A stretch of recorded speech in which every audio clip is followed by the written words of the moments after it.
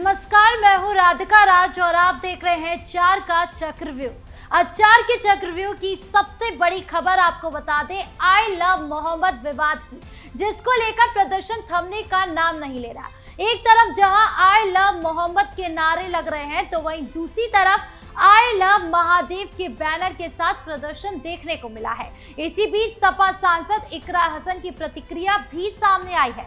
तो क्या है ये पूरा बवाल, बताएंगे आपको। फिर दूसरी खबर में बात आजम खान की, जिन्होंने बीएसपी में शामिल होने को लेकर तस्वीरें साफ की, साथ ही अखिलेश यादव की तारीफ भी की। तो क्या बोले नेता, बताएंगे आपको। फिर तीसरी खबर में बात अवधेश प्रसाद की, जो नेता हमेशा से सीएम योगी के बुलडोजर एक्शन पर सवाल उठाते थे, अब उन्हीं ने योगी सरकार से बुलडोजर एक्शन की मांग उठाई है। बताएंगे आपको पूरा मामला, क्यों मांग उठाई गई है। और चौथी खबर में बात मस्जिद के मौलवी की, जिसने 9 साल के बच्चे के साथ बर्बरता की सारी हदें पार कर दी।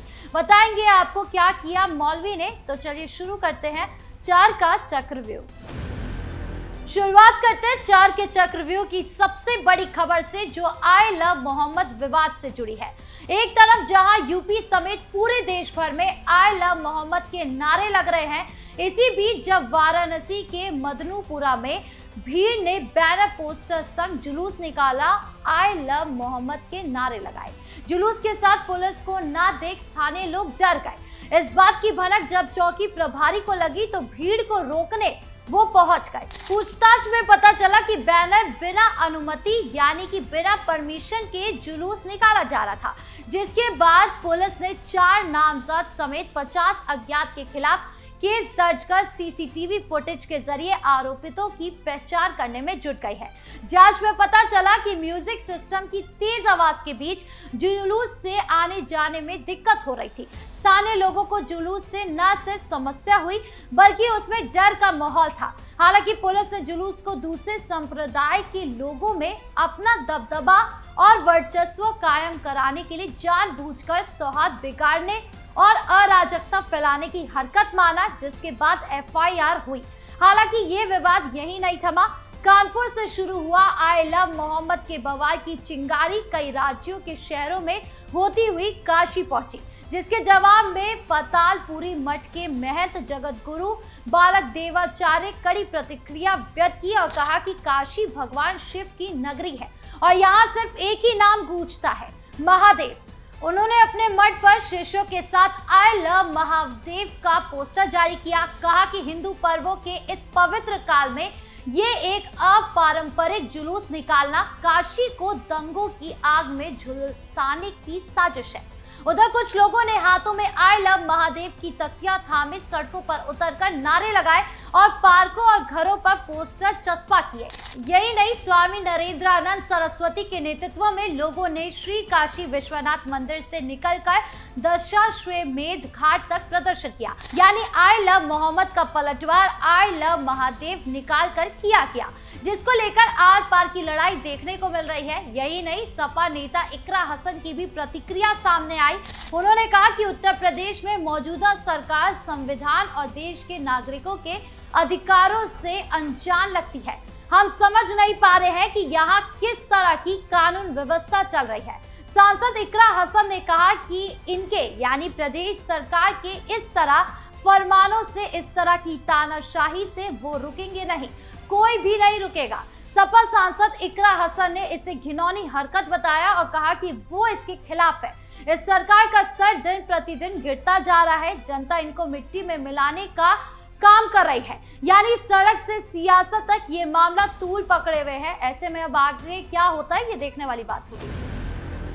बढ़ते दूसरी खबर की ओर, जो आजम खान से जुड़ी है। आजम खान की रिहाई के बाद से वो सुर्खियां बटोर रहे हैं। जहां एक तरफ उनके फिर जेल जाने की बात हो रही है, तो वहीं दूसरी तरफ वो किस पार्टी में शामिल होंगे, ये सवाल उठ रहा है। हालांकि इस सवाल पर लगाम अब खुद आजम खान ने लगा दिया है। उन्होंने बसपा में शामिल होने वाले सवाल पर साफ कहा कि वो बड़ी पार्टी के बड़े नेता हैं।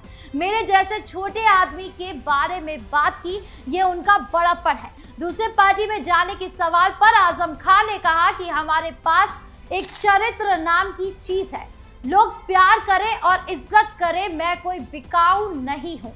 समाजवादी पार्टी के नेता आजम खान ने कहा कि जहां तक मुकदमों का सवाल है, उन मुकदमों में अगर कोई दम होता तो मैं आज बाहर नहीं दिखता।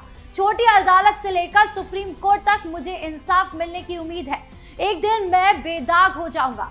सपा नेता आजम खान ने काफिले में गाड़ियों के चालान पर बोलते हुए कहा कि मैं कुछ नहीं कहूंगा तो पता नहीं क्या क्या सजा और मिलेगी, और जो लोग मुझे देश भर में नहीं जानते हैं वो भी मुझे जानने लगेंगे। मीडिया ने जब आजम खान से पूछा कि अखिलेश यादव आपसे मिलने जेल में कभी नहीं आए, तो इस पर आजम खान ने कहा कि 5 वर्ष से छोटी सी कोठरी में रहते रहते सारे एहसास ही मर गए, किसी का इंतजार ही नहीं रहता था।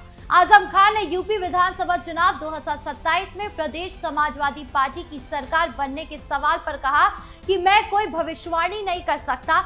मुलायम जी जितने अजीज थे उतने ही अखिलेश यादव भी है, भला चाहता हूं उनका। आजम खान के बयान से ये साफ होता है कि वो बसपा खेमे में जाने के मूड में नहीं है और वो अखिलेश यादव के साथ ही आगे का चुनाव लड़ेंगे। हालांकि वो फिलहाल बेल पर आए हैं, बरी नहीं हुए हैं, इसीलिए हो सकता है कि बाकी बचे मुकदमों में उन्हें जेल हो। खैर, अब आगे क्या कुछ होता है ये देखने वाली बात होगी। अब बात करते हैं तीसरी खबर की, जो समाजवादी पार्टी के सांसद अवधेश प्रसाद से जुड़ी है। हमेशा से उत्तर प्रदेश के मुख्यमंत्री योगी आदित्यनाथ के बुलडोजर एक्शन पर सवाल उठाने वाले सपा सांसद अवधेश प्रसाद ने अब खुद योगी सरकार से बुलडोजर कार्रवाई की मांग की है। मामला अयोध्या में एक पुलिस चौकी के पास चल रहे देव व्यापार रैकेट के खुलासे से जुड़ा है।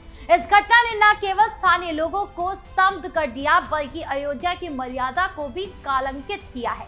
सपा सांसद ने इस मामले में कड़ा रुख अपनाते हुए कहा कि इस अवैध धंधे में शामिल लोगों के खिलाफ सख्त से सख्त कार्रवाई होनी चाहिए। उन्होंने मांग की कि चौकी प्रभारियों और इस रैकेट में मिली भगत रखने वालों के खिलाफ बुलडोजर एक्शन लिया जाए। अवधेश प्रसाद ने चेतावनी दी कि यदि कठोर कदम नहीं उठाए गए तो वो इस मुद्दे को लोकसभा में उठाएंगे। ये पहली बार है जब अवधेश प्रसाद, जो बुलडोजर कार्रवाई के खिलाफ बोलते रहे हैं, उन्होंने खुद इसकी मांग की है। इस घटना ने सियासी हलकों में हलचल मचा दी है। अब देखना यह है कि योगी सरकार इस मांग पर क्या कदम उठाती है और इस मामले में कितनी तेजी से कार्रवाई होती है।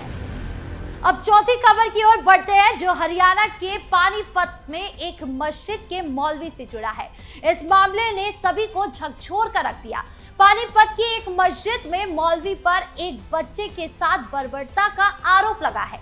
बताया जा रहा है कि मौलवी ने 9 साल के बच्चे को इतनी बेरहमी से पीटा कि उसकी हालत गंभीर हो गई। बता दें कि मौलवी ने बच्चे के हाथ पैर रस्सी से बांध दिए और लगातार 4 घंटे तक डंडे बरसाता रहा। बच्चे का कसूर सिर्फ इतना था कि वो एक दिन तालीम लेने के लिए मस्जिद नहीं आया था।